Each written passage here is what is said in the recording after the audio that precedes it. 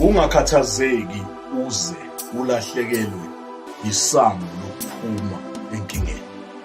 Ngoba ngenkathi ukhathazekile, isikhathi siyahamba, asimanga, kanti nempilo idinga wena ukuthi kube wuwe ofakayo amandla nomfutho nomqondo wakho kuyo ukuze ukwazi ukuphumelela nephupho lakho liphumelele.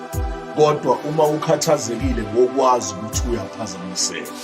Angisho ukuthi ungakhathazeki, kodwa khathazeka isikhathi esincane noma ngaleso sikhathi uphinde usukume uyithathe, kodwa ungakhathazeki kuze kube ingunaphakade isikhathi sihambe ulokhu ukhathazekile, ngoba ayikho into ozoyizuza empilweni ukhathazekile. Day 249, ungakhathazeki, 1 minute every day.